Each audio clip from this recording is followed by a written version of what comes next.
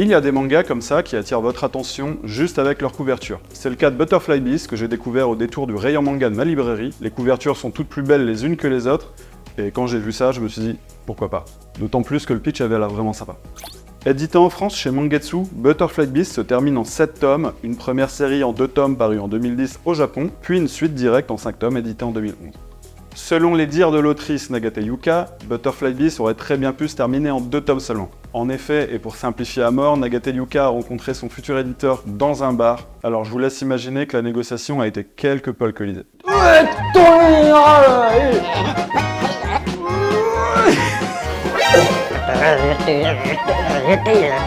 Tu fais quoi comme métier? Moi, je suis éditeur. Oh, ça te dit de faire la suite de Butterfly Beast? Ouais, bien sûr. Ouais. Comme quoi, l'alcool. Ça devrait s'appeler l'alcool. Butterfly Beast nous plonge dans les aventures d'Ocho, une courtisane de haut rang, une femme qui a un certain statut et qui est donc respectée dans le quartier de Yoshiwara, un haut lieu de la prostitution à l'époque de l'ère Edo. Cela dit, retenez bien que le statut de courtisane à l'époque n'avait pas du tout la même signification qu'aujourd'hui, et surtout, là, on parle du Japon. Chez eux, c'est déjà perçu différemment aujourd'hui, alors imaginez à l'époque. Ocho est donc une courtisane de haut rang, mais ça, c'est le jour seulement, car une fois la nuit tombée, comme je le disais, elle devient... Ah, coquine. Non, t'arrêtes ça tout de suite. Une fois la nuit tombée, elle devient un ou une assassin, communément appelé Kunoichi. Vous en connaissez plein, hein, des Kunoichi, pour faire simple, ce sont des femmes ninja. Le pitch de départ peut paraître assez simpliste, mais il est teinté de vérité historique. Pour commencer, l'ère Edo, on en parle souvent dans les mangas, et c'est justement cette période de l'ère post-médiévale du Japon qui est ici mise en avant. En effet, à cette époque, de nombreux guerriers officiant dans les provinces en conflit pour différents seigneurs se retrouvèrent presque du jour au lendemain au chômage technique. Alors je vous laisse imaginer le bordel. Bon, la plupart ont rejoint la vie civile sans aucun problème, et ils se sont plutôt bien adaptés. Mais pour certains, c'était plus compliqué. Monsieur Yasuke, c'est ça? Ouais. Bon, alors je vois que vous avez une bonne expérience dans... Et... Je comprends pas. Ah mais moi je sais faire plein de choses, hein. Je sais couper en petits morceaux, en gros morceaux, je sais couper comme ça, D'accord. comme ça, puis je peux même faire des tranches fines hein, si vous voulez, il suffit de demander. Bon, bah, pour moi ça c'est simple, hein. Vous êtes pouvoir être boulanger, hein.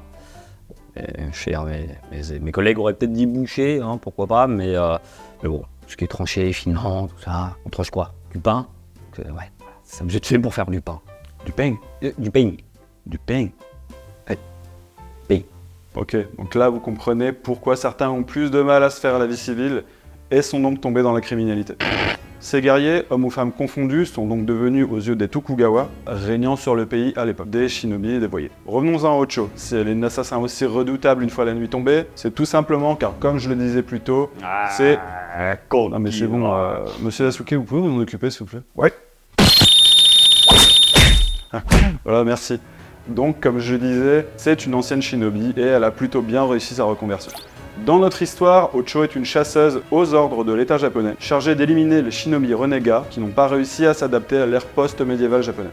Butterfly Beast traite aussi le quartier de Yoshiwara, aussi connu chez nous comme le quartier des plaisirs, presque comme une personne à part entière. À cette époque, et particulièrement sous l'ère de Tokugawa, on y ressent clairement la déchéance du quartier, ainsi que la détresse des résidents effrayés par l'apparition d'une concurrence qu'on pourrait presque qualifier de déloyale aujourd'hui. Butterfly Beast met également en évidence des vérités que nous ne concevons pas vraiment dans l'imaginaire collectif occidental.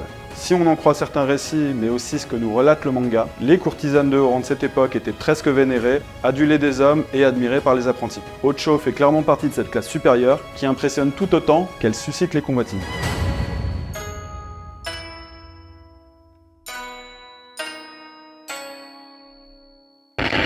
Ocho est une courtisane de haut rang dans une des plus grandes maisons du quartier de Yoshiwara, un métier respectable donc, et c'est assez rare que ce soit traité sous cet angle, donc franchement c'est plutôt cool.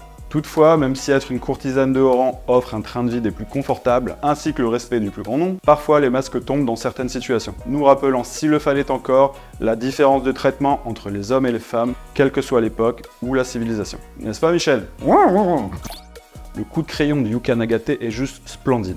Ocho est juste magnifique, quelle que soit la situation. Les émotions de ce personnage passent en grande partie à travers ses yeux, mais aussi par sa posture et voire son silence dans certains cas. Ocho, bien que courtisane, ne se dévoile qu'à très peu de personnes, et c'est là qu'elle est intelligente, puisqu'elle sait jouer de son statut, qui rappelons-le, n'est qu'un statut d'apparat, qui arrive à une certaine limite, mais ça vous le verrez aussi en lisant le manga, pour faire exactement ce qu'elle veut et non pas ce que les clients de renom ou plus fortunés veulent qu'elle fasse. En gros, c'était une femme moderne, malgré le statut qu'on lui a imposé. Car oui, on lui a imposé, je pense qu'elle aurait fait autre chose si elle avait eu le choix. Quoi? Ça veut dire que j'étais pas obligé de faire du pain? Une baguette au grain de quinoa, s'il vous plaît. Tout au long de l'aventure, bien que l'histoire se déroule sur une période assez courte, on a l'impression de grandir avec le personnage, ou du moins de découvrir différentes facettes de sa personnalité, et ce seulement en quelques tomes, un exploit. C'est là qu'on se rend compte que le personnage est plutôt complexe. Butterfly Beast, ça parle de rédemption, de personnages complexes, de contradictions entre les statuts instaurés par la société japonaise de l'époque et la réalité du terrain. Mais aussi et surtout, ça parle d'une guerre interne, d'un marasme sentimental et une confrontation entre ce que Ocho est dans l'aventure et ce qu'elle souhaite être vraiment en tant que femme. Et rien que pour ça, Butterfly Beast vaut le détour. Voilà, j'espère que j'ai réussi à vous donner envie de découvrir ce manga. N'hésitez pas à vous abonner, à partager et liker. Je suis aussi présent sur TikTok et Instagram pour différents contenus. On se retrouve bientôt pour une prochaine découverte manga. Moi de mon côté, je vais préparer ça et on se dit à bientôt. Ciao!